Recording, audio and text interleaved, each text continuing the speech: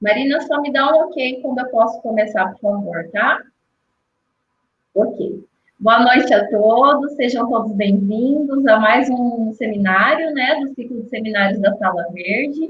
Hoje nós estamos apresentando o nosso segundo seminário desse ciclo e é uma honra dialogar com todos vocês. Conforme vocês conseguirem, vão colocando ali no chat de onde vocês estão, de onde vocês estão nos assistindo, né? Para que a gente possa aí manter um contato cada vez melhor. Hoje nós teremos a apresentação denominada As Contribuições de Paulo Freire para a Educação Ambiental com o professor Dr. Ivo Dickmann, que é uma honra recebê-lo aqui no grupo da Sala Verde, no canal da Sala Verde. O professor Ivo Dickmann é doutor, docente do programa de pós-graduação em educação e do programa de pós-graduação em ciências da saúde na UNO Chapecó.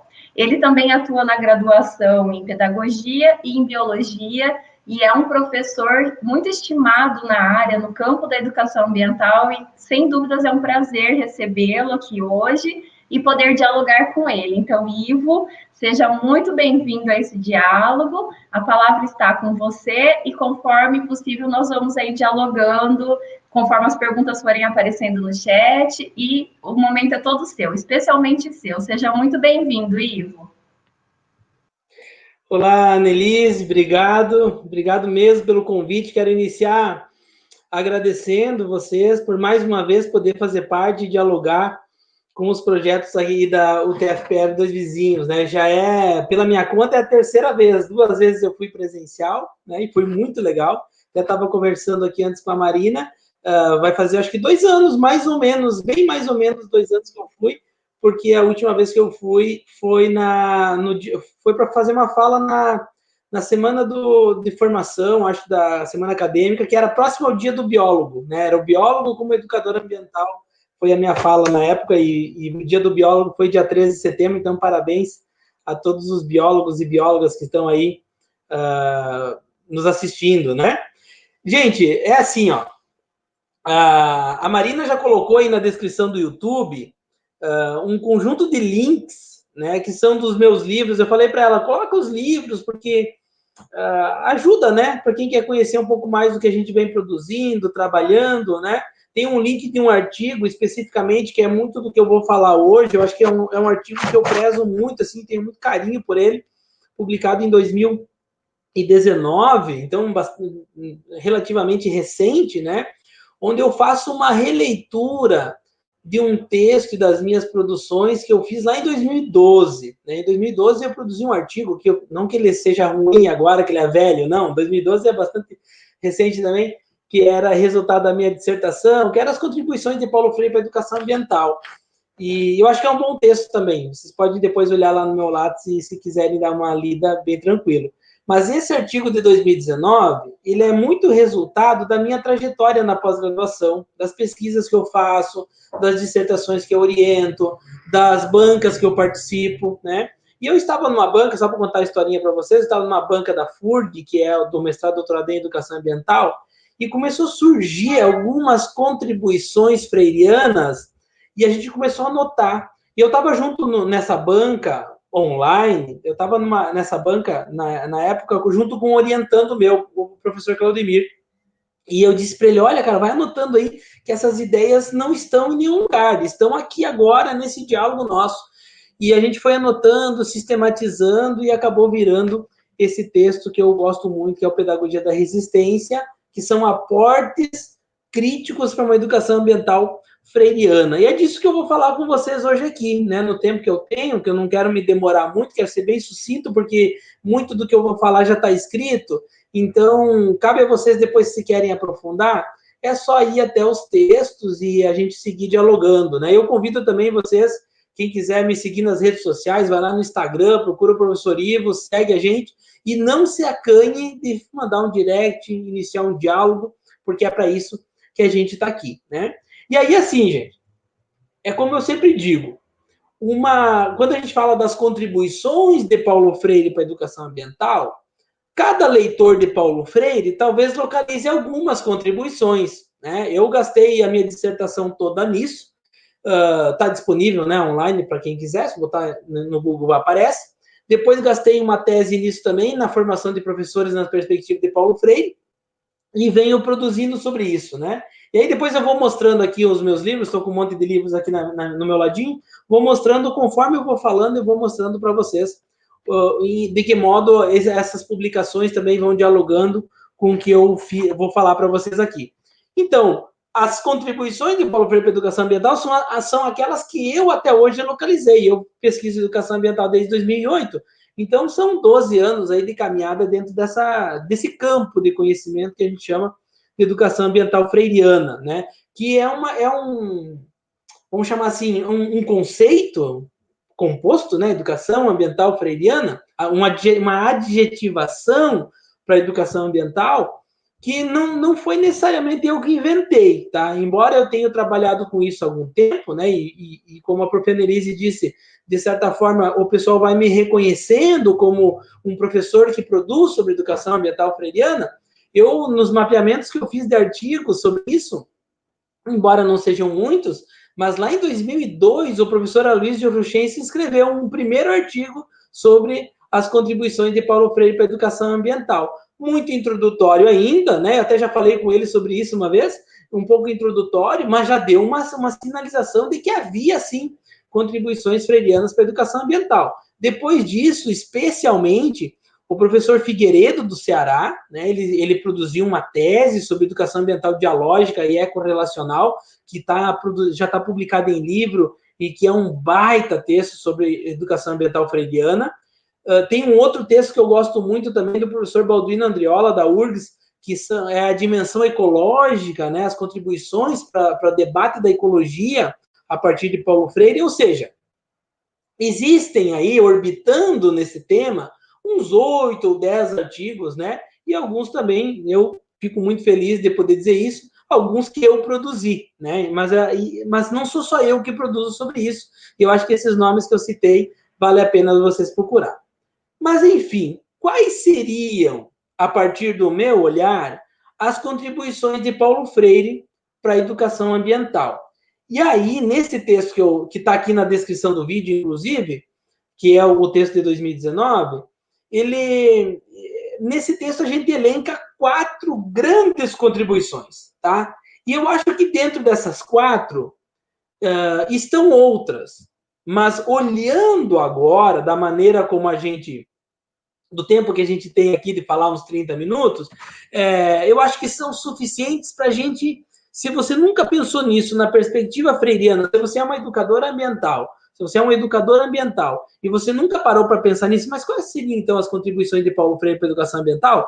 Eu acho que essas 4, elas dão conta da gente imaginar uma prática freiriana na sala de aula, seja na escola ou na universidade, com base em Paulo Freire, tematizando as questões ambientais. Eu acho que aqui está uma chave de leitura, tá? É uma chave de leitura. Você pode, a partir dessas 4 contribuições, buscar outras e construir o teu jeito de fazer educação ambiental na sala de aula com os teus estudantes a partir delas, tá? Quais seriam essas 4? A primeira delas é uma dimensão mais filosófica. Veja, eu sou da filosofia, minha formação inicial é filosofia. E eu me recordo de uma fala do professor Carlos Rodrigues Brandão, em Foz do Iguaçu, no estado de vocês, porque eu estou em Chapecó, em Santa Catarina, no estado de vocês, ele dizia assim, lá em 2009, ele disse, olha, eu faço parte de um grupo que tem psicólogo, antropólogo, político, educador, tal, mas nós temos algo em comum, todos nós somos educadores ambientais. Então, para ser educador ambiental, não é preciso ser formado em biologia, em geografia, ou na área das ciências, pode ser em qualquer área. Um professor de licenciatura pode se dizer, eu sou uma educadora ambiental. E eu da filosofia também posso dizer, eu sou um educador ambiental. Tá? Então, mas eu trago, talvez por essa minha herança filosófica de formação inicial, eu trago para cá uma contribuição mais filosófica que eu chamo de ontologia. A ontologia freiriana, que é a reflexão sobre o ser humano e o mundo e suas relações, é uma primeira contribuição. E aí toca na questão do inacabamento. Eu já vou detalhar para vocês isso, tá?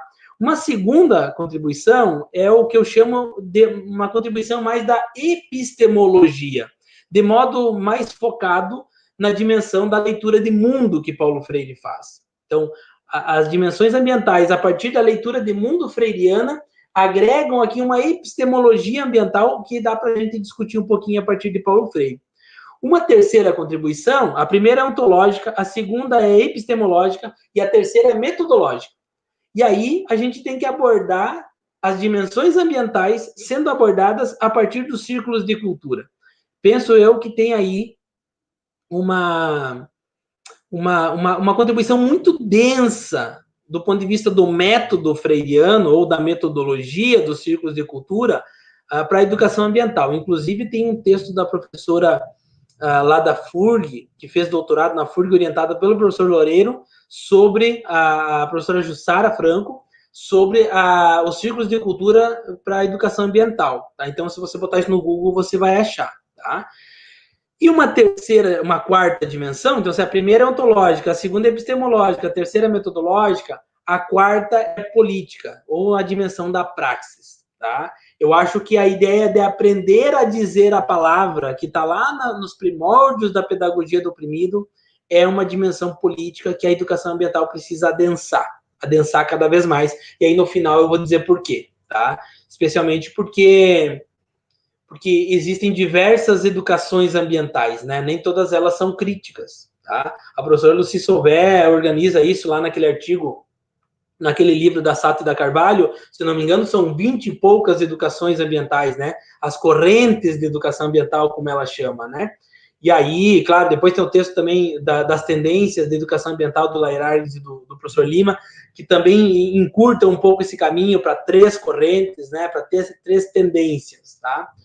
E aí, eu vou dizer para vocês no final também de que eu não tenho me preocupado muito com saber qual corrente que eu entro, ou que a educação ambiental freiriana é mais uma corrente ou mais uma tendência. Não é essa a questão. Eu, inclusive, venho produzindo e pensando, especialmente do ano passado para cá, de 18, 19 para 20, estou falando muito mais de ecopedagogia do que de educação ambiental. E aí, depois eu digo para vocês por que isso, tá? Por que eu estou falando de ecopedagogia agora e não só de educação ambiental? Depois, no final, eu arremato falando isso para vocês, tá? Então, vamos lá.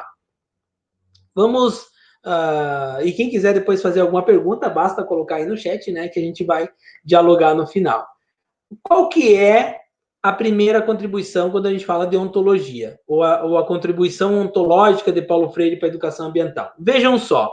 É preciso compreender em Paulo Freire a compreensão dele, a concepção dele de ser humano, tá? Que é a dimensão do ser mais. O que é ser mais para Paulo Freire? Ele trabalha isso logo no início da pedagogia do oprimido, que ele chama o primeiro capítulo da justificativa da pedagogia do oprimido. Ele vai expressar lá uma concepção de ser humano, onde ele vai dizer que a vocação ontológica do ser humano é ser mais humano, ou seja, nós nunca estamos prontos, nós estamos sempre inacabados, buscando ser mais. É essa a expressão que ele usa. O ser humano está sempre em busca de ser mais, tá? E aí eu quero mostrar um dos livros meus, esse que é meu último livro. Eu nem lancei ainda esse livro, tá? Eu nem lancei. Eu vou lançar ele na próxima semana, de 19 a 25, que é a Semana Paulo Freire, que a gente vai fazer online. Então esse livro aqui é uma novidade para vocês, já está aqui embaixo para download grátis, que é a Pedagogia do Ser Mais. Nesse livro, eu trabalho a ideia de que, por Paulo Freire ter uma concepção de ser humano como ser mais, é que é possível a pedagogia do oprimido, é possível uma educação. Porque se eu estivesse pronto, acabado, não tinha mais por que eu estudar, porque eu já saberia de tudo. Portanto, a dimensão do inacabamento coloca aqui uma contribuição importante para nós pensar a educação ambiental. Mas, professor Ivo, não estou entendendo esse teu raciocínio. Vejam, se o ser humano é inacabado, o mundo também é. Porque o mundo é muito resultado da nossa intervenção. Tem uma dimensão natural, as regras naturais, obviamente que tem, mas se a gente olhar ao nosso redor agora, no lugar onde nós estamos, praticamente tudo que está aqui ao meu redor, num raio de 3, 4 metros, foi produzido pelo humano, né? Desde a garrafinha que eu tomo água, o computador que está aqui na minha frente, que eu me comunico com vocês, a própria rede de internet, ela não existe ao natural.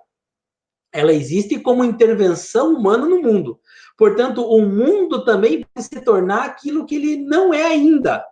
Eu transformo a matéria a natureza em coisas que ainda não existem, tá? Quem vai fazer uma reflexão sobre isso é Marx, e no texto aqui eu coloco, o Marx vai dizer, a natureza é a matéria-prima pela qual ou na qual o ser humano transforma em produto, em mercadoria, né? E a mercadoria vira o objeto da compra e venda do consumo, tá? Então, toda a mercadoria, desde esse livro, esse celular, essa caneta, um dia foi natureza.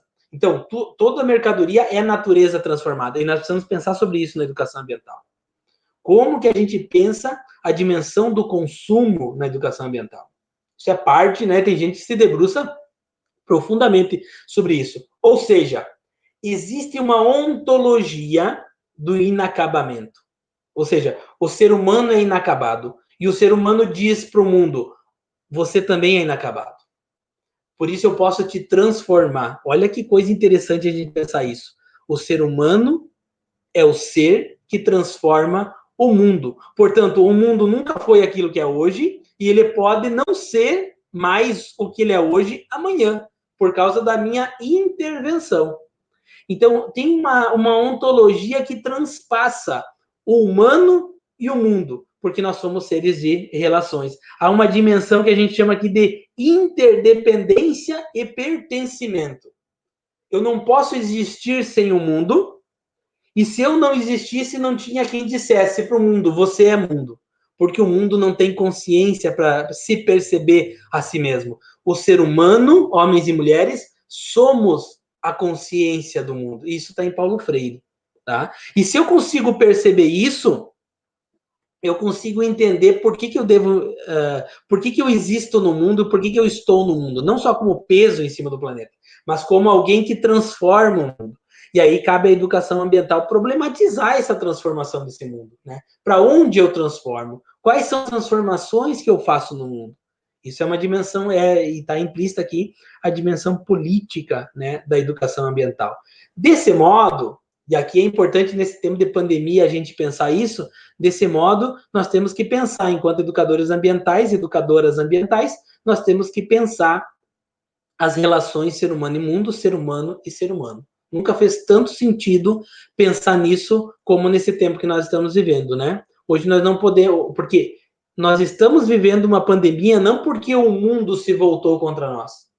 Os indicativos do surgimento da pandemia apontam para um conjunto de fatores criados pelo humano, pelos seres humanos. Um dos mais intensos até agora que se demonstrou é o tráfico de animais. Esse vírus já existia num animal chinês, sempre existiu lá, mas pelo tráfico de animais é que ele veio e se instala no humano. Veja, eu não estou aqui dando uma explicação de por que existe a pandemia do coronavírus, mas um dos fatores possíveis para a pandemia é esse, o tráfico de animais. E a gente nunca tinha pensado nisso antes. A gente acha que simplesmente os vírus estão por aí e, de repente, eles resolvem se voltar contra nós. Tá? Veja que interessante pensar assim. Então, toda intervenção humana tem um problema, tem uma causa, né? E aí essa causa, dentro do sistema que nós vivemos, que permite o tráfico de animais, por exemplo, pode ocasionar ou pode se desdobrar em processos pandêmicos como o que nós estamos vivendo agora. Só para dar um exemplo esdrúxulo, né? Não vou nem aprofundar isso aqui tecnicamente ou cientificamente, né? O tempo vai dizer, porque ainda é muito cedo para a gente ter certeza qual foi a causa inicial, o estopim de tudo isso. A verdade é que nós estamos vivendo uma pandemia, isso sim. E nós temos que problematizar isso enquanto educadores e educadoras ambientais. Bueno, entendido o ser humano como ser inacabado e o mundo como inacabado, ou para usar a expressão que o Paulo Freire usou, onde a vida há inacabamento, então há inacabamento no ser humano e no mundo, e quando eu falo o mundo, eu falo a terra, as plantas, os rios, os mares, os animais. Né? E aí tudo é vivo, né? O solo é vivo, né? Quem trabalha com agroecologia sabe, né? O solo é um organismo vivo. O planeta Terra como um todo, e nos inclui, é um organismo vivo, pulsante no universo, né? E aí essa compreensão mais ampliada nos permite compreender melhor a nossa posição no cosmos, né? Por isso que existe uma ontologia que transpassa a cosmologia e a antropologia, tá? Mais detalhes lá no texto, né? Deus se pegam depois. Aí eu posso falar Dessa forma, eu posso falar sobre a leitura de mundo. Porque a leitura de mundo é um pronunciamento do mundo. Quando eu leio o mundo, eu digo, isso é verde, isso é amarelo, isso é um ser humano, isso é um animal XYZ. Então, o Freire possibilita diversas leituras de mundo. Não existe uma leitura de mundo absoluta. Ah, mas a leitura da ciência, professor, sim, ela é válida, mas ela não é a única. E não é só a academia que produz ciência, não são só os institutos de pesquisa que produzem ciência. As epistemologias, aí quem gosta de estudar Foucault é prato cheio, as epistemes não são necessariamente todas acadêmico-científicas. O saber de um pajé indígena é milenar. Você não pode virar as costas para isso. E a ciência sabe disso e vai estudar. Por isso que as empresas norte-americanas e europeias estudam na Amazônia, porque eles sabem que os saberes indígenas estão lá colocados há milênios e que o fruto X, Y, Z, a casca da árvore A, B, C, D tem condições de criação de remédios para curar o câncer, por exemplo. Então, não existe só um tipo de saber, não existe só uma epistemologia. Há a leitura de mundo de diferentes povos se constitui como uma epistemologia. Nós precisamos ressignificar essa ideia de que a epistemologia crítica não passa necessariamente pela ciência e pela academia. Agora, não significa que elas também não são críticas. Aqui que está a dialética. É preciso respeitar o saber popular, a epistemologia popular, a leitura de mundo em outras bases que não a ciência positiva. Porque ela ensina como viver no mundo de forma mais sustentável que a própria ciência. O nosso modo de vida e de consumo e de produção hoje é a causa da nossa morte. Ele é muito mais necrófilo que o modo de vida dos indígenas caigangue que moram aqui em Chapecó. Os indígenas caigangue aqui de Chapecó, eles não destroem o planeta. Eles vivem uma vida extremamente simples, sustentável, ambientalmente sustentável, economicamente viável, culturalmente sadio. E nós culpamos os indígenas porque eles não querem explorar a Amazônia, porque tem ouro lá, e eles podem explorar isso economicamente, mas não é essa a questão. A questão de fundo é outra, né? A questão de fundo é invadir as terras indígenas, como já invadem hoje de forma os grileiros, os garimpeiros. Então, o problema não são os indígenas, o problema do Brasil e da sustentabilidade da Amazônia não são os indígenas, definitivamente. Bem pelo contrário, eles são a solução da Amazônia, porque eles não vão destruir o lugar onde eles vivem.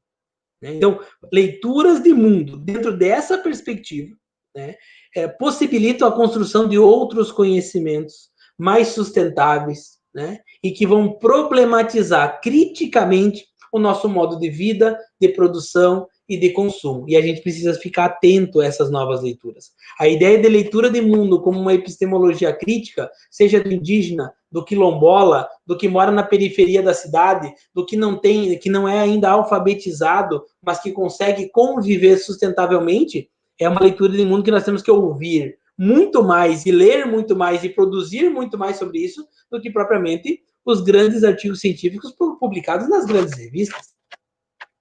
Não estou dizendo que nós temos que negá-los, mas nós temos que incorporá-los à nossa leitura de mundo e à nossa produção de conhecimento.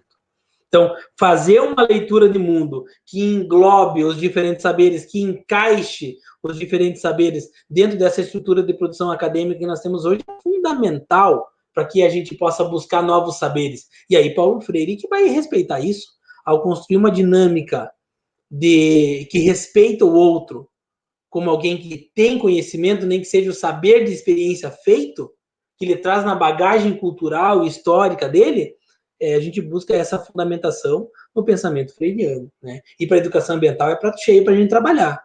Porque quando a gente vai numa aldeia, quando a gente vai numa periferia da cidade estudar, quando a gente vai numa escola da cidade mesmo, sucateada, a gente tem que pensar isso do ponto de vista freiriano e ambiental, tá?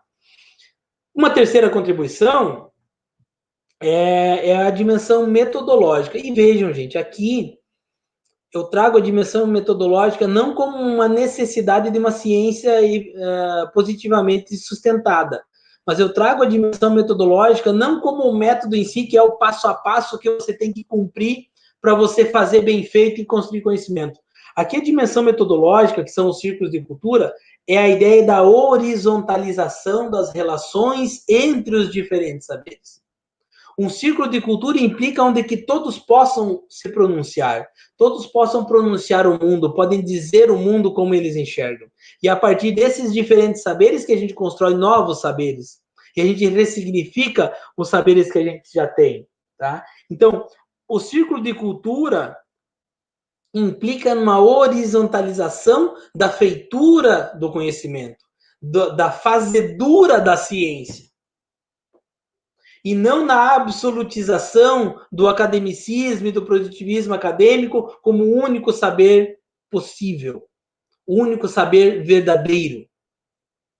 E aí o círculo de cultura se coloca como um lugar onde se produzem outras epistemologias. Veja como essas contribuições freirianas estão intimamente imbricadas. E o círculo de cultura é uma postura político-pedagógica. Porque para eu trabalhar em círculo de cultura, eu preciso respeitar o outro como um ser inacabado. Eu preciso imaginar que é pelo diálogo que eu vou estabelecer uma relação com ele. Eu preciso transformar o meu círculo de cultura como um lugar das relações. E, portanto, não pode ser um lugar de relação do professor em cima e dos estudantes abaixo, por exemplo. Dos homens em cima e das mulheres embaixo. Dos brancos em cima e dos negros embaixo. Do ser humano em cima e da natureza embaixo. Está percebendo a ideia que a gente está construindo aqui enquanto círculo de cultura? O círculo de cultura implica numa interdependência e numa coletividade, num pertencimento a um grupo que está no mesmo lugar, chamado planeta Terra. Portanto, eu preciso problematizar a minha posição no mundo, que é uma posição de interdependência, e ela precisa se tornar uma posição sustentável, que consiga gerar vida, gerar a manutenção da vida, de todas as formas de vida. Não só a minha, não só dos Estados Unidos, não só da Europa, mas de todo o planeta.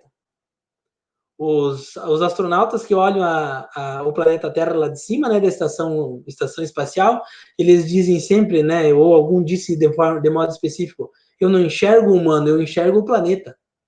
O planeta é uma coisa só. Ele não é o planeta e os humanos. O planeta e as árvores. O planeta e os animais. A relação de interdependência e de pertencimento é implícito. Tem um textinho do Lutzenberg, que é um livrinho dele chamado Gaia, o Planeta Vivo. Ele vai demonstrar como que há uma relação de interdependência químico-física, só para dizer do ponto de vista mais básico da interpretação da realidade. E o mais básico aqui não estou desfazendo, bem pelo contrário, se você não entende o mais básico, você não consegue entender o mais complexo. Ele vai dizer que os seres humanos e os animais consomem oxigênio e jogam para o planeta gás carbônico, enquanto que as árvores na fotossíntese consomem gás carbônico e jogam para a natureza, para a atmosfera, o oxigênio. Então, isso ele demonstra que nessa relação orgânica de produção de oxigênio e gás carbônico está a sustentabilidade da vida. Por isso, não posso destruir as florestas, mas eu também não posso matar os animais e os seres humanos. Porque eles são interdependentes. É eles que geram o equilíbrio dinâmico da garantia da vida. Né? Isso é muito fantástico, assim, entender. E é uma coisa simples, mas por ser simples, é extremamente complexa. É extremamente importante a gente saber disso. Então, defender a causa dos animais e das florestas não é uma causa pequena. Não é uma causa de ambientalista, de bicho grilo. É uma causa de quem defende a vida. A vida do planeta, das nossas gerações e das futuras. E, por último, a quarta contribuição, que é a dimensão da praxis política. E aqui eu quero conectar com a ideia da ecopedagogia. Gente, vejam só. Não é possível pensar em ser um educador ambiental, uma educadora ambiental, sem se imaginar como um sujeito político. Tá? E aqui, gente, por favor, nós estamos aqui entre gente inteligente, gente da universidade. Nós precisamos aprender de uma vez por todas isso. Ser sujeito político não significa ser sujeito de esquerda, ou ser um sujeito de centro, ou ser um sujeito de direita. Isso é partidário, política partidária. Sujeito político implica em saber que nós temos um lugar no mundo e qualquer ato meu é um ato que vai mudar o mundo ou manter o mundo como ele é. e por isso é um ato político. Toda ação ambiental, toda ação pedagógica é uma ação política. Para manutenção ou para transformação da realidade? Para manutenção ou para transformação do mundo? A pergunta é de que lado nós estamos. E aqui não é uma questão de dicotomização, ou eu estou contra ou a favor. Mas a pergunta é, eu sou contra ou a favor da vida? Isso eu tenho que responder para mim mesmo, não para os outros. Eu sou a favor da geração de vida ou sou a favor da exploração da Amazônia? Eu sou a favor da geração da vida ou sou a favor da periferização dos indígenas nas grandes cidades? Do que eu sou a favor, afinal? A dimensão da praxis política, enquanto educação ambiental, freiriana, é a ideia de pronunciar o mundo para transformar o mundo, para transformá-lo. Tá? Então, a visão crítica dos aspectos socioambientais tornam já a educação ambiental um ato político. E não tem fuga, né? Ou pelo menos deveria ser. E aqui nós temos um problema sério que nós precisamos resolver com educadores ambientais. Por que ainda a gente permite que se chame de educação ambiental as práticas, por exemplo, das empresas que poluem o meio ambiente e depois, lá no final do ano, publicam um relatório de sustentabilidade? Só porque fizeram uma ação pontual de despoluição do rio, de coleta de lixo, ou porque separa o seu lixo internamente. Mas do ponto de vista prático, não é crítico. Isso nós temos que nos perguntar, né? Porque a dimensão da praxis política, ela é a compreensão da nossa ação no mundo enquanto educadores e educadoras ambientais. A praxis política está intimamente conectada ao meu pronunciamento quando eu digo eu sou um educador ambiental. Eu estou me posicionando politicamente. E politicamente a quê? No meu caso, a defesa da vida. Não adianta a gente falar de qualquer outro ponto se nós não tocarmos na dimensão da defesa da vida. E aí a defesa da vida em todas as formas, não é só da vida humana, não é só da vida do meu cachorro, não é só da vida das árvores, dos pinheiros de araucária aqui na nossa região de Mata Atlântica. É a defesa da vida em sua integralidade. Portanto, ser educador ambiental é ser contra a homofobia. Ser educador ambiental é ser contra o sexismo e o machismo institucional, é ser contra o racismo estruturante na nossa sociedade, é ser contra a manutenção das desigualdades sociais. Isso é ser educador ambiental. Essa é a nossa dimensão política, de praxis. Porque no momento que eu sei que os negros morrem mais por causa do racismo, eu tenho que defender a vida dos negros, porque as vidas dos negros importam. Quando eu vejo que alguém desdenha o modo de vida dos indígenas, eu tenho que defender isso, porque o modo de vida indígena é um modo de vida sustentável. O nosso urbano branco europeu ocidental é um modo de vida insustentável. Então nós temos que incorporar. Vestir essa roupa de educador ambiental implica em ser e se tornar um sujeito político, eminentemente. E aí eu amarro com a ideia de ecopedagogia. Eu tive o prazer, há uns 2 meses atrás, no meio da pandemia, de dialogar com a professora Cruz Prado, que é a pessoa que, juntamente com o Francisco Gutierrez, seu esposo, que já faleceu, produziu o livro Ecopedagogia e Cidadania Planetária. E ela disse o seguinte: é preciso ampliar essa discussão da ecopedagogia por conta, ou tendo em vista, de que a ecopedagogia trata do cuidado da vida. E ela disse assim, precisamos ressignificar a dimensão da cidadania planetária. E aí tem um trocadilho que só o espanhol permite, no português é um pouquinho diferente. Porque cidadania em espanhol é ciudadania. Cidadania. E o professor Leonardo Boff produziu um texto há um tempo atrás sobre cuidadania. E aí tem esse trocadilho, cidadania, cuidadania. E ela diz, é preciso ampliar, aprofundar essa ideia do cuidado planetário. E não só da cidadania planetária. Porque o conceito de cidadania, de certa forma, foi apropriado, nos expropriaram esse conceito, e hoje ele virou um conceito liberal. É preciso garantir a cidadania. Mas não cidadania enquanto alguém crítico que vai lá, faz a proposição e que quer a transformação do mundo. Até os anos 90, ela dizia, porque eles produziram a ecopedagogia nos anos 90, ela dizia assim, lá a gente falava de cidadania, era como se a gente estivesse falando de revolução. Hoje, não mais. Hoje, quando a gente fala de cidadania, é algo comum. Portanto, ele, vamos dizer assim, semanticamente, ele enfraqueceu politicamente. E aí é preciso falar de cuidado com a vida, né? E aí, até eu a provoquei que produzisse sobre isso, né, um pequeno texto, um breve ensaio, para que a gente possa estar fazendo uma publicação e rever esses conceitos de cidadania planetária 20 anos depois da primeira publicação do livro da ecopedagogia. Porque a ecopedagogia é eminentemente a educação ambiental freiriana. Ou seja, a ecopedagogia era o tema que Paulo Freire estava debruçado poucos anos antes da sua morte, em 97. Em 96, 97, o Freire começou a produzir sobre as questões ambientais, falar, escrever pequenos trechos dentro dos seus textos, e infelizmente ele acaba falecendo em 97 e não deixou para nós escrito nenhum texto específico sobre isso. Mas ele dialogava com o Maturana, por exemplo, por cartas. Eu conversei com um professor da Unicamp que dizia que levava as cartas do Paulo Freire e trazia as cartas do Maturana para ele, e ele dialogava. E o Maturana, nós sabemos que tem uma contribuição importante para pensar a dimensão do ser vivo, né? Quem lê Maturana sabe disso, vocês devem saber melhor do que eu. E desse ponto de vista, então, e eu quero terminar dizendo isso, a ecopedagogia é o nosso compromisso ambiental com Paulo Freire. Ou seja, quando eu produzo sobre ecopedagogia, que é o que eu estou fazendo agora nesse último ano, especialmente, debruçado sobre isso, começando um estudo mais sistemático da ecopedagogia, inclusive uma orientação de mestrado sobre isso, nessa perspectiva, nas bases da ecopedagogia está essas contribuições que eu acabei de falar para vocês, freiriana. Uma ontologia, que perpassa a antropologia e uma cosmologia, uma leitura de mundo com uma perspectiva epistemológica distinta da ciência positiva, o círculo de cultura como metodologia de trabalho e a praxis política como finalidade do ato pedagógico.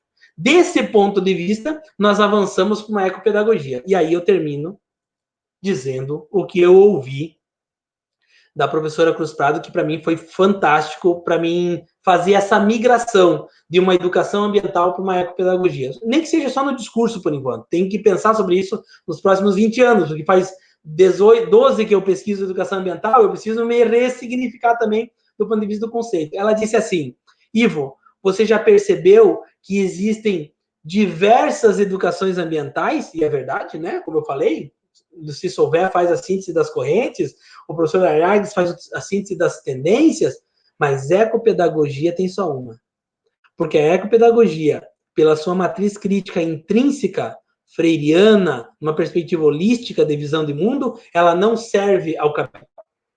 Ela não serve a essa modalidade de mundo que nós vivemos. Portanto, a ecopedagogia é a dimensão crítica da nossa relação pedagógica com o mundo, em definitivo nesse sentido, né? E ao mesmo tempo sempre presentemente ressignificada, reolhada. E olha, gente, se vocês querem estudar, reler e ler e produzir sobre educação ambiental na perspectiva de Paulo Freire, na perspectiva da ecopedagogia, pouquíssima gente se debruça sobre isso. Poucos. Se você botar ecopedagogia no Google, você vai encontrar mais do mesmo. E sempre o indicativo do livro da Cruz Prado e do Francisco Gutierrez. Portanto, eu acho que, encerrando a minha fala aqui, para a gente trocar umas ideias depois, né, já falei bastante, vocês vão perceber que há uma necessidade de produzirmos sobre isso. Mesmo a educação ambiental freiriana, tem pouca gente que se debruça sobre isso. Não mais que 10 pessoas. Não, especificamente, que produzir um texto, educação ambiental a partir de Paulo Freire, dá para contar nos dedos. Deve ter 10 no máximo. Tá? Claro que muita gente, muitos professores do Brasil inteiro, educadoras e educadores ambientais de renome, vem produzindo historicamente sobre educação ambiental numa perspectiva de Freire, dialogando até mesmo com outros autores críticos. Não precisa ser Freire para ser crítico, né?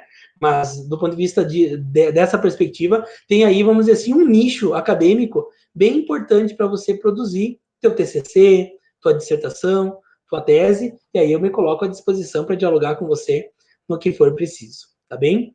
Gente, eu quero encerrar agora, assim, a minha fala, para que eu possa dar uma olhadinha no chat, as prof devem ter colocado alguma coisa aqui, né? E eu fico à vontade aqui, assim, Marina e Annelise, Fico à vontade aqui com vocês, talvez uma de vocês possa até voltar para cá, para que a gente possa dialogar e falar sobre algumas perguntas que estão aí no chat. Pode ser assim? Eu já ia solicitando aqui para a Marina me colocar ao seu lado, ela foi mais rápida, como sempre. Ótimo. Ivo, que incrível a sua fala. Nossa, passou que a gente nem percebeu o tempo, quanto aprendizado, quanto diálogo em comum, sabe? É muito bom ouvir o educador ambiental com tanta propriedade, falando as coisas que a gente acredita, né? Que a gente gostaria que estivesse acontecendo em todas as práticas, mas assim, acalma o coração e inspira, né? Quando a gente escuta um amigo falando com tanta propriedade coisas que a gente esperava realmente ouvir no debate de hoje. Tá, Ivo? Parabéns pela sua fala. Já tem várias pessoas ali no chat comentando que ela foi inspiradora. Então, só para te colocar um pouquinho à parte, que eu sei que quando a gente está falando a gente não consegue muito acompanhar, nós temos a equipe da Sala Verde presente hoje à noite conosco, temos alunos pós-graduandos do PPG F7 lá de Curitiba, que eu comentei com você antes da nossa reunião, né? A galera lá da UTFPR de Curitiba, sejam todos muito bem-vindos. Temos conosco também a TV Ecopedagogia, pessoas de Ribeirão Preto, Rio de Janeiro, Mato Grosso, e em particular ela deixou uma mensagem ali para você, a vice-coordenadora da Sala Verde, a professora Daniela Lima, que é sua amiga já de longa data, que eu sei. Então, todo mundo deixando ali mensagem de carinho para você, tá bom? Obrigado, gente, pelo carinho. Gente, é sempre assim, né? Vem gente do Brasil todo, né? A gente nem imagina de onde as pessoas são. Isso é muito legal, muito legal. É muito bom, faz a gente se sentir abraçado nessa pandemia, né?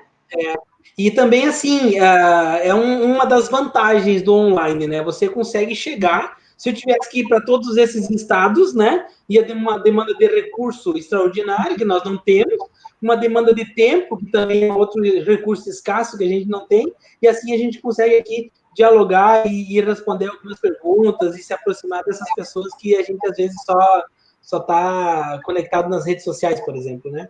Isso mesmo. Tem uma galerinha em peso ali da Unesp também para você tomar ciência assistindo a gente. Tá bom.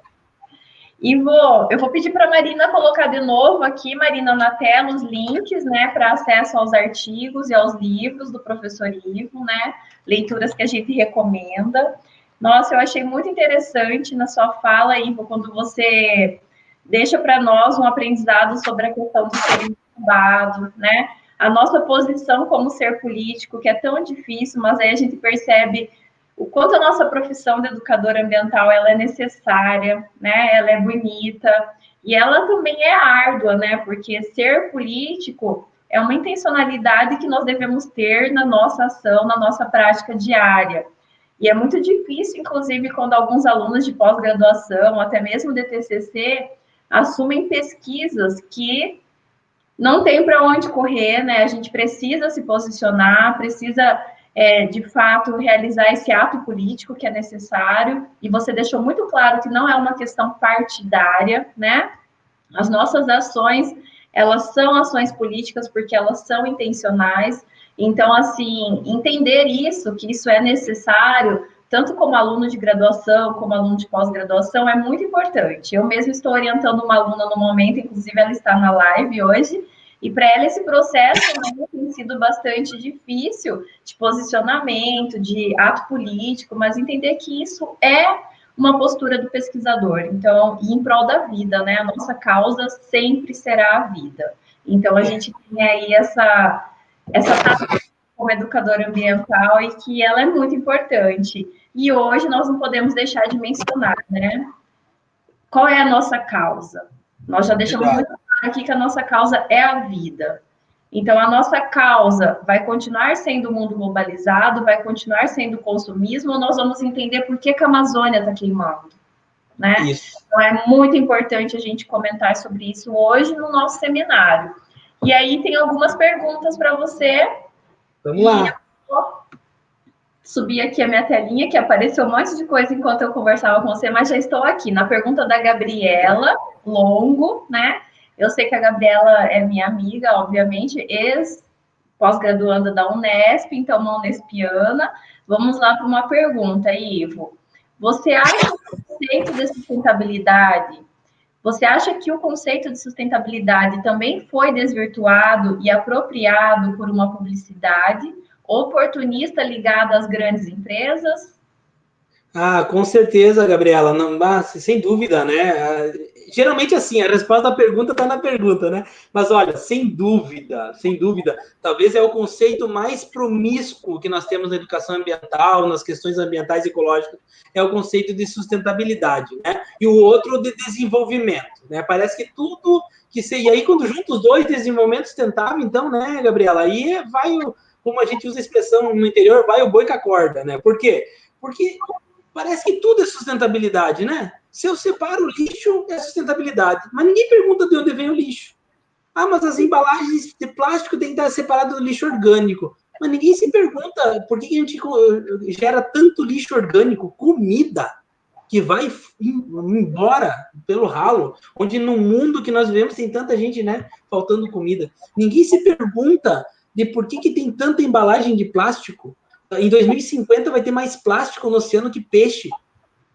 E ninguém se pergunta, não, mas o importante é separar o plástico. Aí eu boto no meu relatório de sustentabilidade que cada esquina da minha empresa, né, que explora os trabalhadores, muitas vezes, não estou generalizando, né? Então, eles salário miserável para os trabalhadores, mas separa o lixo, né? Com lucros exorbitantes para os acionistas, mas separa o lixo. Então, a gente tem que pensar. Veja, nós não podemos ser, Gabriela, Nelise, nosso grupo aqui, nós não podemos ser ingênuos na nossa crítica e nem ser sectário na hora que a gente faz essa fala.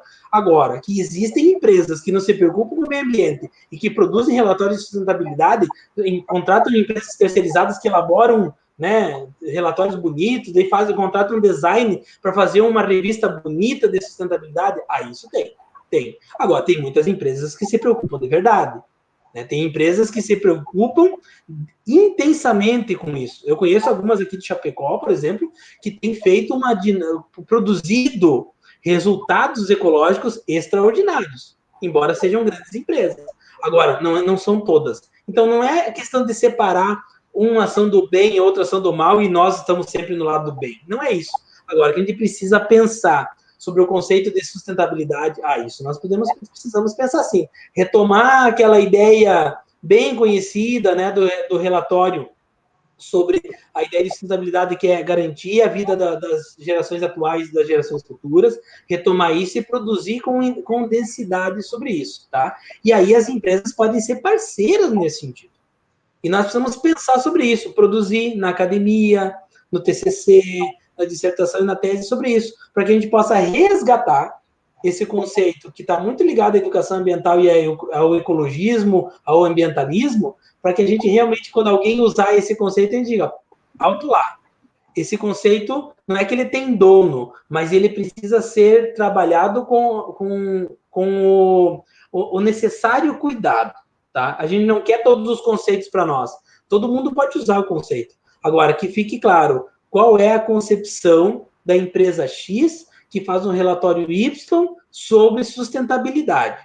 Para que ela diga, olha, a minha sustentabilidade não é a visão ampla do ambientalismo e do pessoal da ecologia, mas é uma visão de assim, e aí traduz bem o que pensa sobre isso, tá? E é um dos conceitos problemáticos, né? Existem outros, né? Bom, hoje Paulo Freire, por exemplo, é usado para justificar de Chico a Francisco, né? Então, tudo que a gente escreve parece se citar Paulo Freire é crítico. Cuidado, nem sempre é assim. E nem sempre precisa citar Paulo Freire também, né? Tem que tomar bastante cuidado. Então, Gabriela, vai ajudando a gente a pensar isso e vai criticizando esse conceito. Quando alguém falar disso e você estiver numa reunião, por exemplo, se posicione, coloque isso que você acabou de colocar e a pessoa vai para casa pensando. Talvez seja essa uma das nossas grandes contribuições. Fazer com que as pessoas que usam esse conceito aprofundem esse conceito. Né? E aí já é uma baita contribuição nossa enquanto educadores ambientais. Muito obrigada. Muito obrigada, Ivo, pela resposta, né, pelo diálogo, a pergunta que a Gabriela fez. Tem mais uma pergunta aqui, e aí nós já vamos indo para o encerramento do nosso seminário, pela questão do horário em si. Então, se alguém tiver mais alguma pergunta, aproveite aí e coloque no chat, que nós já estamos quase finalizando a nossa live, tá bom, pessoal?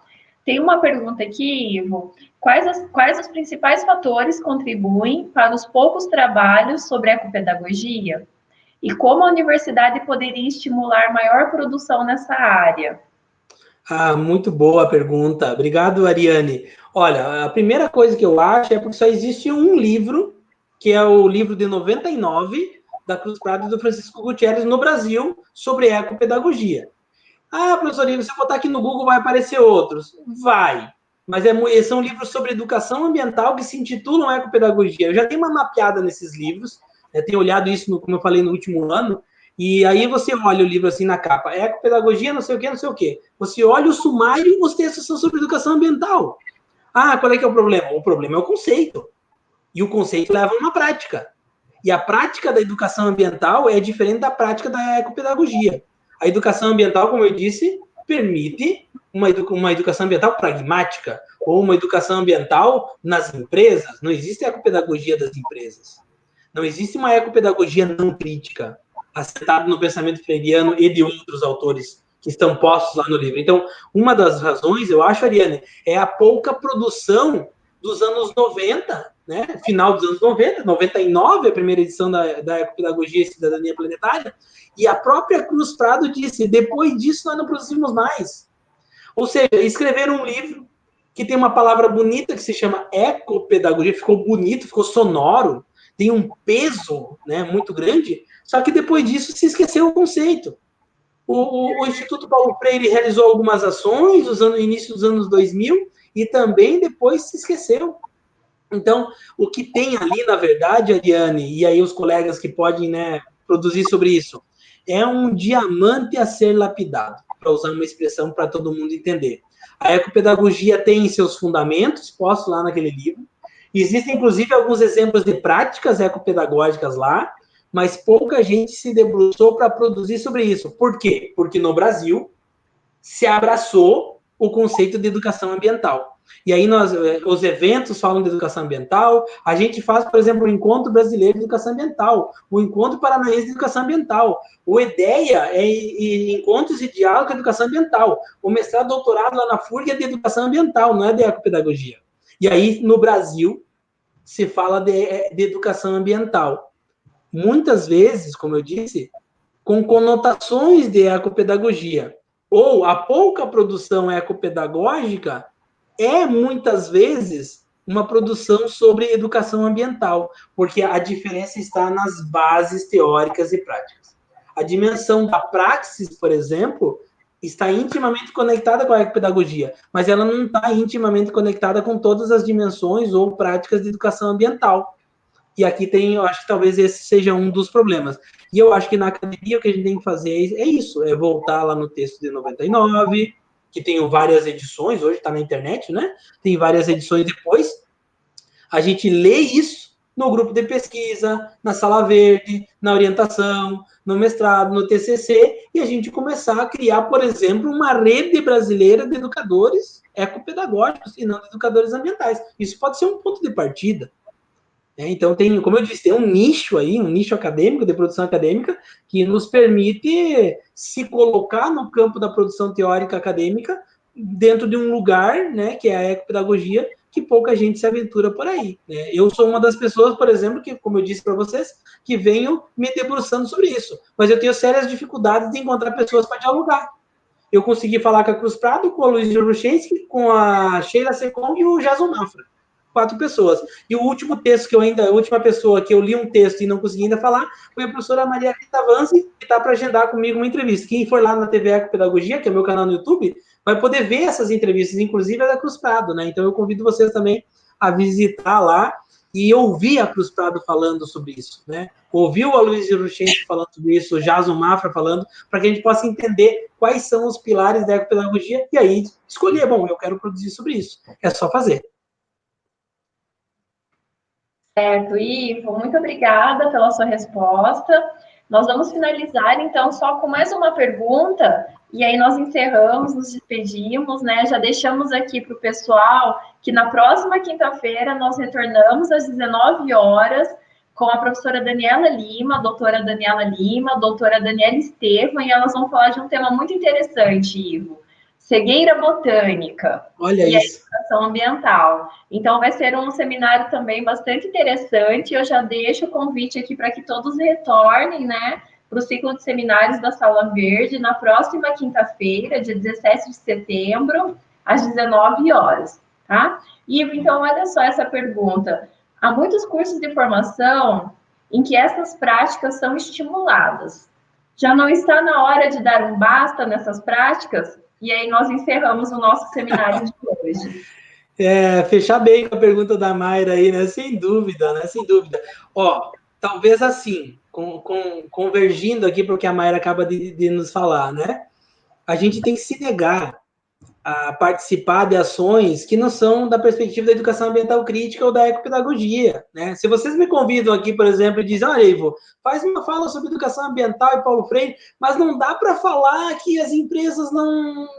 Eu digo, olha, desculpa, então vocês vão ter que chamar outra pessoa para falar. Por quê? Porque há um compromisso ético, político, pedagógico do educador Ivo Dickmann com a perspectiva de um mundo que não é que está sendo construído hoje. E isso está posto nas bases freirianas. O Freire falava, olha, é preciso pronunciar o mundo. Pronunciar o mundo é transformar o mundo. Então, a gente não aprende para saber mais. A gente aprende para mudar o mundo. O conhecimento, na perspectiva freiriana, ele está intimamente conectado com a dimensão da minha praxis política transformadora. E aí, gente, não é sair colando panfleto por aí, não é isso. Né? Agora, qual que é a nossa ação política enquanto educador ambiental? É dizer, olha, dessa prática eu não participo. E faz a crítica embasada, né? Uma crítica que é consistente, que se sustenta por si. Né? Ontem eu fiz uma aula aqui na minha universidade, a convite de uma colega, sobre escola sem partido, por exemplo. É óbvio que eu tenho que fazer uma crítica à escola sem partido. Porque a escola sem partido implica na negação da minha postura de educador ambiental, por exemplo. Então, a gente vai conectando as coisas que a gente faz, pensa e fala, tem que ter uma coerência. Se eu digo que eu sou um educador ambiental freiriano, eu não posso ser condizente ou... como é que a gente chama isso, né? Agora me faltou a palavra. Eu não posso compactuar com atitudes não críticas. Né? Só para dizer, por exemplo, que eu não sou contra isso. Olha, a minha universidade é a favor das ODS da ONU. Eu não sou contra. Agora, eu tenho clareza que a minha base teórica é muito mais a Carta da Terra do que as ODS do 2030. Não estou dizendo que as ODS 2030 não prestam ou não servem para nada, de maneira alguma. Se nós botássemos em prática aquilo ali, nós já ia mudar o mundo radicalmente. Agora, para mim, a Carta da Terra me diz muito mais de como que eu transformo a sociedade do que as ODS. E é nesse equilíbrio dinâmico que a gente deve se movimentar enquanto teórico e prático de educação ambiental crítica. É isso. Ivo, olha só, eu acabei mencionando que nós já iríamos encerrar o seminário de hoje, mas quando tem diálogo é difícil, né? É tão importante essas contribuições. E aí, de fato, eu vou abrir essa pergunta, Ivo, porque se trata também da vice-coordenadora da Sala Verde, né? Uma honra ter ela aqui hoje conosco também. É sua amiga de longas datas, então acredito que a gente possa abrir aí mais um tempinho para a gente conversar sobre essa pergunta. Eu vou ler brevemente o que ela colocou e a pergunta ao final, tá bom? Ivo, você levantou vários aspectos relacionados ao educador ambiental e ao fazer educação ambiental de fato, o que quase não ocorre, e sim ações ambientais isoladas e como forma de marketing. Perfeito. Continuando. Diante de toda a complexidade de aspectos e conceitos ligados à educação ambiental e a necessidade de cada educador se assumir como ser político, como, quando iremos convencer as pessoas, autoridades e comunidades da importância da educação ambiental crítica na educação básica e no ensino superior? Uma pergunta bastante relevante, né? Como e quando nós faremos um certo convencimento, uma certa sensibilização de que a comunidade, as empresas, a educação básica e a educação superior compreendem a importância da educação ambiental? É verdade. Dani, perfeita a tua reflexão aqui. Dá uma tese isso, né? Dá para a gente aprofundar por muito tempo sobre isso, né? Eu me debrucei em alguns anos, orientando e fazendo iniciação científica sobre ambientalização curricular, para realmente entender, né, como que está presente a educação ambiental na escola e na universidade, né? Pesquisei nas escolas de Chapecó, inclusive a minha tese é sobre formação nas escolas, e com alguns orientandos eu pesquisei na universidade também, especialmente a minha, onde eu trabalho, né? E a gente localiza a educação ambiental ou as temáticas socioambientais sempre de forma periférica, né? Elas até estão presentes, mas de forma muito pontual. Algumas tentativas em algumas redes públicas de colocar uma disciplina, né, que também não resolve, né, a questão não é disciplinar a educação ambiental, porque ela é interdisciplinar, ela é pluridisciplinar, então não tem como a gente imaginar que a solução para a consciência ambiental das crianças é criar uma disciplina de educação ambiental. Se fosse assim, todos nós seríamos experts em português e matemática, de tanto que a gente estudou isso na escola pública, ou na escola, né, no ensino, na educação básica e no ensino médio. Então, não é a disciplina que resolve o problema. Então, Daniela, eu acho que essa é uma questão permanente de como que a gente tematiza as questões ambientais. E aí, nós, professores e professoras, que somos formadores dos professores e das professoras nos cursos de licenciatura, precisamos ficar bastante atentos nesse sentido, para que a gente possa pensar junto com os futuros professores e professoras, e muitas vezes os da licenciatura, no terceiro ou quarto período, já estão professores nas escolas, pela falta de professores das disciplinas específicas. Nós temos que permanentemente problematizar uma praxis ambiental independente da disciplina que ele vai trabalhar. Não é assim porque ele é professor de biologia, de química, de física, de história, português, matemática, de letras, que eu já trabalhei em quase todas as licenciaturas que eu já vi, e eu percebo que às vezes a gente esquece disso. Nós que somos educadores ambientais, a gente esquece, se atém ao conteúdo da disciplina, e nós precisamos incorporar uma perspectiva ambiental, né, que transpasse a nossa praxis cotidiana como professor, formador de professores e de professoras, na nossa praxis cotidiana. E aí, gente, aí é o nosso desafio permanente. Por quê? Eu quero dizer, Anne, nesse sentido, porque o cotidiano nos engole. A gente tem reunião de NDR, reunião com os orientando, reunião da aula, tem aula para dar. A gente vira pessoas que dá aula, e a pesquisa fica em segundo plano. Nós temos que tomar cuidado com essas armadilhas da aula na academia. E olha que eu adoro a sala de aula, é o meu habitat natural. Agora, a gente tem que tomar cuidado para a gente não ficar só dando aula e não consegue produzir sobre o que a gente está dando aula. A gente não consegue pensar sobre a própria prática. E a formação permanente implica nisso, em pensar sobre a própria prática de professor, e aí de educador ambiental também, né? E tem muitos materiais legais sobre isso, né? De formação de professores, de educadores ambientais, tanto na academia quanto fora dela, na formação permanente, aí é prato cheio para a gente aprender. Mas, Dani, foi muito legal a tua pergunta, eu acho que a gente pode seguir conversando. Me chama no Instagram, que a gente conversa, né? Anny, eu só queria dizer o seguinte, assim, para terminar, eu sei que a gente vai terminar agora, eu queria, assim, fazer um convite para todo mundo, um convite para sempre, tá? Não é um convite para amanhã, para uma live, não é um convite para uma live, fiquem tranquilos. Assim, ó, nós temos que pensar, eu estou preocupado com isso, e estou pensando sobre isso, escrevendo sobre isso, quase diariamente, para pensar as questões ambientais na perspectiva da amorosidade. Eu acho que nós perdemos isso, tá? Eu quero convidar todo mundo a pensar sobre isso. A escuta sensível, o olhar atento, o vínculo, a interdependência, a coalescência entre seres humanos e planeta.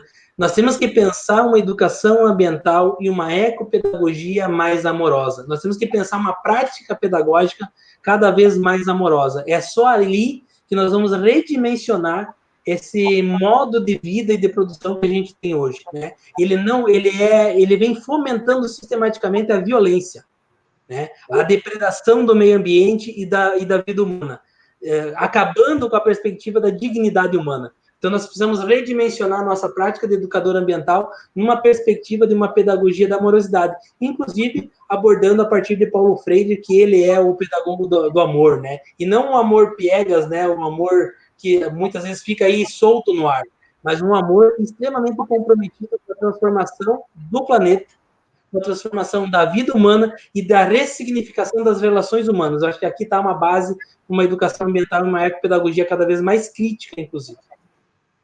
Muito bem, Ivo. Nossa, que proposta interessante, que de fato é necessária, né? Pararmos um pouco para refletir sobre isso. E também acho que é muito pertinente a questão que a professora Daniela Lima colocou, que hoje nós temos algumas pesquisas respondendo, né? Ou pelo menos sensibilizando esses espaços que são as pesquisas, como você mencionou, de ambientalização, né? Tanto curricular como da universidade como um todo. Quem sabe daqui a pouco a gente se depara também com outras propostas de ambientalização em outros espaços, né? Então fica aí essa inquietação para nós, pesquisadores e educadores ambientais. Ivo, parabéns pelo seminário, foi lindo, foi muito agradável, muito bom dialogar com você, né? E com todas essas pessoas que apareceram hoje aqui no ciclo de seminários da Sala Verde. Então, em nome da Sala Verde, eu quero dizer gratidão a todos, a presença de todos, gratidão, Ivo, pela sua presença, pela sua fala, e dizer para os demais que nós esperamos todos na próxima quinta-feira, às 19 horas, novamente aqui, em mais um seminário bem interessante. Então, Ivo, muito obrigada pela sua presença, pela sua participação. Espero que em breve possamos nos encontrar nos eventos aí da vida, né? Dar aquele abraço que hoje tanto sentimos falta, um diálogo mais próximo. Então, fica aí o meu sentimento de saudades de você e de todos que a gente sabe que estão aí, né, os nossos colegas de trabalho, que a gente não está encontrando mais. Pessoal, mas também fica uma grande dica para que vocês sigam o professor Ivo Dickmann, né, os demais palestrantes do ciclo de seminários da Sala Verde, no Instagram, nas redes sociais. Nós sempre postamos sugestões, postamos os nossos trabalhos, e o professor Ivo é um professor bastante ativo, ele sempre publica nas redes sociais dele. Então, sigam lá nas redes sociais e a gente continua esse diálogo, esse debate por um bom tempo. Né, Ivo? É isso, eu quero agradecer, Anne, mais uma vez o convite de vocês. Estou sempre disponível, como eu estava falando, já é a terceira vez que a gente dialoga, isso é muito bom, a gente se encontra nos eventos. E convidar realmente, sim, as pessoas que estão aí, né? Eu tenho um canal no YouTube, TV Ecopedagogia, eu tenho Facebook e Instagram, todo dia eu posto vídeos e coisas lá, todo dia mesmo, quando eu falo todo dia, é todo dia, né? Eu faço uma mini live por dia. E também eu tenho o podcast Ecopedagogia, se você tem Spotify, Apple Podcast, vai lá no podcast, é semanal, toda quinta-feira tem um episódio novo lá. Convido vocês a me seguir lá também. Então é isso, Ivo, muito obrigado.